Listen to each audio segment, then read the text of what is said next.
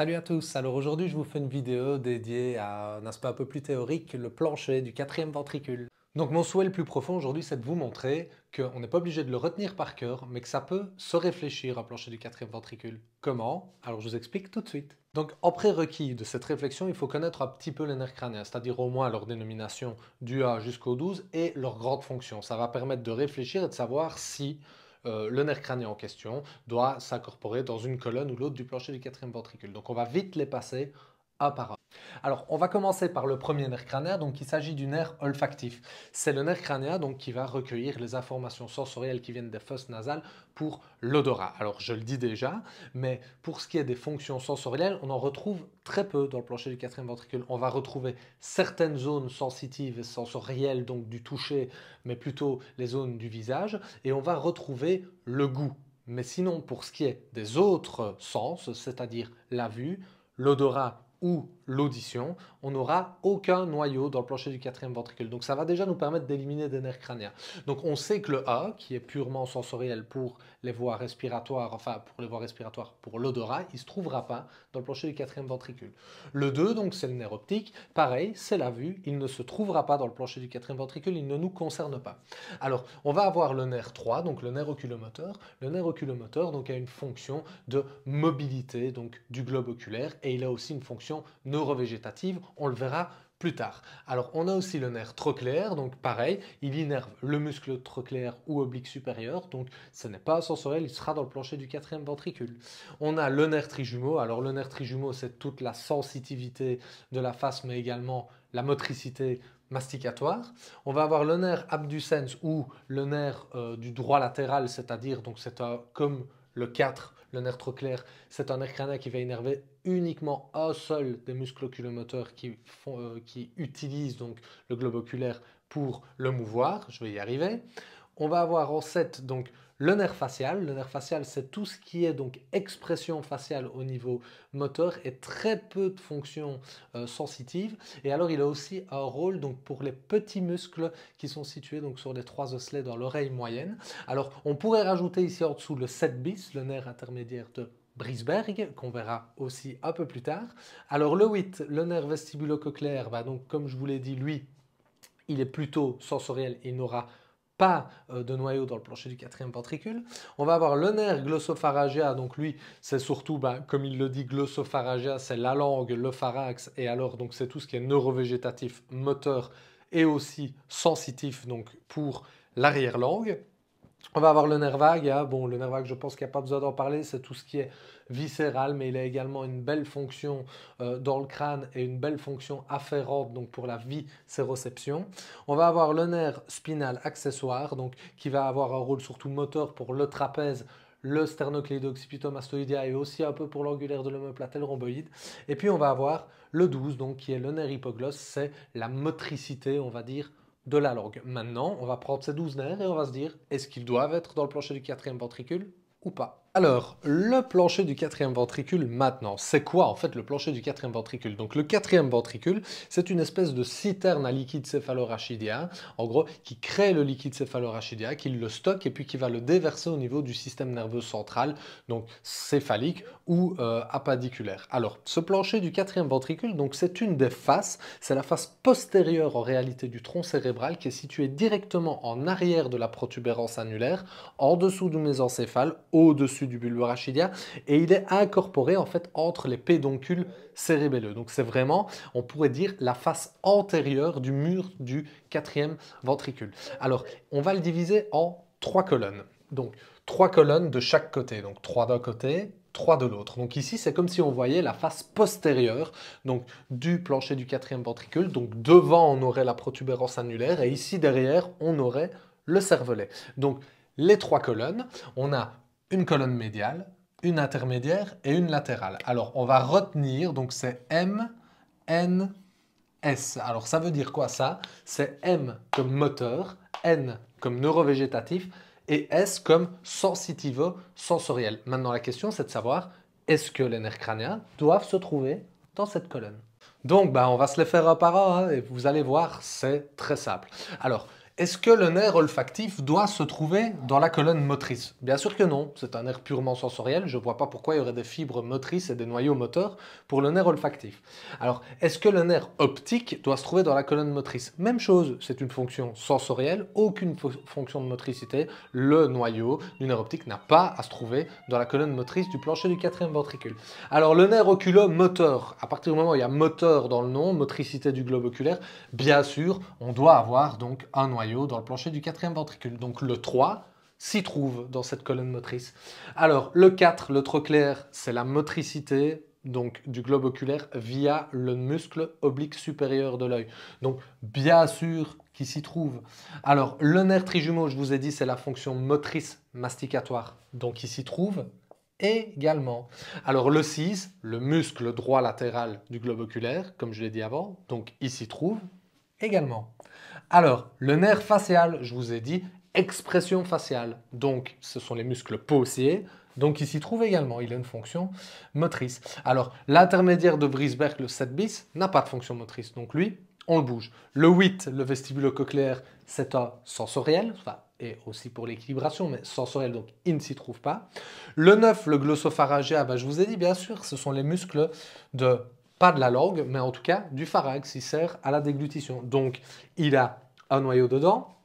On a le nerf vague. Le nerf vague, il y a la viscéromotricité et même, c'est très appliqué aussi dans tout ce qui est pharynx et larynx. Donc, bien sûr, on le met également. Et puis, on va avoir le 11, le nerf spinal accessoire, trapèze, scum, un petit peu l'angulaire de l'omoplate et le rhomboïde. Donc, il a également un noyau dans le plancher du quatrième ventricule. Et le 12, le nerf hypoglosse, pour la motricité de la langue. Donc, il s'y trouve également. Alors, petite chose à retenir par cœur, ici, donc dans la colonne motrice, c'est 3 noyaux, donc du 9, du 10 et du 11. On les unit en un seul gros noyau qu'on appelle le noyau ambigu. Donc le noyau ici, ambigu. Alors, on arrive à la deuxième colonne, la colonne neurovégétative. Elle est un peu plus compliquée, elle demande plus de prérequis théoriques pour pouvoir la dresser comme ça de manière réflexive, mais en réfléchissant, vous allez vous rendre compte que vous connaissez beaucoup plus de choses que ce que vous pensez sur le neurovégétatif. Donc on reprend depuis le début. Je vous ai dit, l'olfactif et l'optique, on oublie, il n'y a pas de noyau dans le plancher du quatrième ventricule. Maintenant, le nerf oculomoteur, via le 3 inférieur, va donner donc toutes des informations parasympathiques au ganglion ciliaire. Donc lui, il s'y trouve. D'ailleurs, dans le plancher du quatrième ventricule, son nom, en fait, c'est le noyau pupillaire de Edinger-Westphal. Donc lui, il s'y trouve. Alors le 4, le nerf trochléaire, purement moteur, pas de neurovégétatif, il dégage. Le trijumeau, est-ce qu'il doit se trouver dans la colonne neurovégétative? Alors, le trijumeau sert de support à tous les ganglions neurovégétatifs du crâne, mais il ne crée aucune information. Donc, pas de noyau dans la colonne neurovégétative. Attention, piège, piège. Alors, le numéro 6, l'abducens, purement moteur pour le droit latéral, il n'a rien à foutre dans la colonne neurovégétative. Il dégage. Ah, là, ça devient compliqué. Le 7, le facial. Eh oui, le nerf facial a un noyau dans le plancher du quatrième ventricule.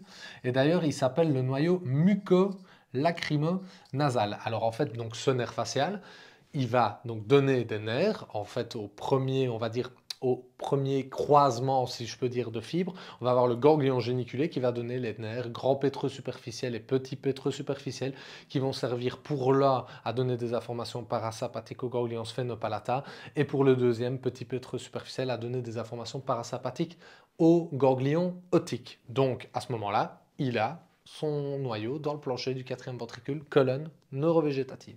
Alors, je vous ai dit, on a le 7 bis, un deuxième, donc le nerf intermédiaire de Vriesberg, qu'on appelle aussi le nerf salivaire supérieur, SS. Alors pourquoi? Parce qu'il va donner la corde du tympan. La corde du tympan va rejoindre le nerf lingual du sac 3 qui va donner les informations parasympathiques aux glandes submandibulaires et sublinguales pour jouer un rôle, par exemple, dans la salivation. Donc, il s'y trouve. Le 8, il dégage, purement sensoriel. On s'en fout du 8 dans le plancher du quatrième ventricule. Trop bien, non? Et puis on a le 9. Le 9, très important, on va l'appeler, si on a un noyau salivaire supérieur, vous vous doutez bien qu'on va avoir un salivaire inférieur. Le 9, il va donner plutôt les nerfs grand pétreux profond, petit pétreux profond, grand pétreux profond pour le ganglion sphénopalata, petit pétreux profond pour le ganglion optique, ces deux nerfs étant issus du plexus tympanique de Jacobson. Donc, il faut connaître un peu de trucs, mais après, on sait que ça se trouve dans le plancher du quatrième ventricule. Et puis on a le 10. Alors là, s'il y a bien un neurovégétatif, c'est le 10, le nerf vague avec une partie supérieure qu'on appelle le noyau cardio-pneumo-digestif et puis une partie inférieure qu'on appelle le fameux noyau ou nerf de Onuf qui descend très bas dans la colonne cervicale. D'ailleurs, on s'amuse à dire parfois que des dysfonctions cervicales pourraient avoir un impact sur ce noyau et créer des désordres viscéraux. Et c'est pas si con. Moi, je trouve que ça colle. Et on arrive enfin à la dernière colonne, la colonne sensitivo-sensorielle. Alors, dans cette colonne sensitivo-sensorielle, on pourrait donc refaire les nerfs un par un. L'oculomoteur n'a pas de fonction sensitivo-sensorielle, il est purement moteur et neurovégétatif pour le ganglion ciliaire. Le trochléaire est purement moteur pour le muscle oblique supérieur. Le trijumeau est sensitif, moteur, pas neurovégétatif, mais par contre, lui, il a une fonction donc sensitive très importante pour le visage. C'est lui qui fait la majeure partie des sensations qui viennent du visage et des muqueuses. Donc il a un très gros noyau ici dans le plancher du quatrième ventricule, donc un gros noyau pour le nerf trijumeau. Super important. Après, on a l'abducens, nerf moteur pour le droit latéral, pas de fonction sensitivo-sensorielle. Le nerf facial, aucune fonction sensitivo-sensorielle. C'est l'expression et c'est du neurovégétatif. Alors, par contre, on va arriver sur le 7 bis et là, on va parler du goût. Je vous ai dit que le goût, lui, avait des noyaux donc dans le plancher du quatrième ventricule. La fonction gustative fait appel à des nerfs crâniens et donc on a des noyaux dans le plancher du quatrième ventricule. Alors, le goût, c'est quoi? Eh bien, c'est le 7 bis, donc le nerf intermédiaire de Brisberg, c'est le glossopharyngia et c'est le nerf vague.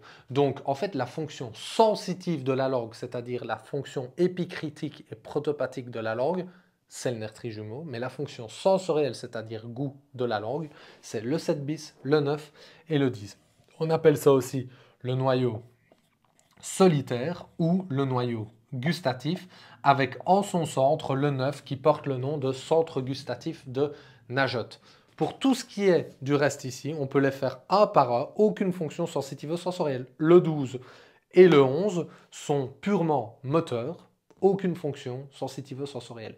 Donc, vous voyez que ce plancher du quatrième ventricule, si vous avez des notions, vous pouvez les croiser avec une approche réflexive où vous vous dites j'ai trois colonnes motrices, neurovégétatives, sensitivo-sensorielles. Est-ce que sur base de ce que je connais des nerfs crâniens, il est justifié que un de ceux-ci se trouve là-bas? J'espère que ça vous aura aidé. Je m'excuse, je dois aller un peu vite. En plus, c'est du one-shot, donc j'ai pas eu le temps de préparer mon texte. Mais je vous aime et je ferai d'autres vidéos de ce genre. Salut!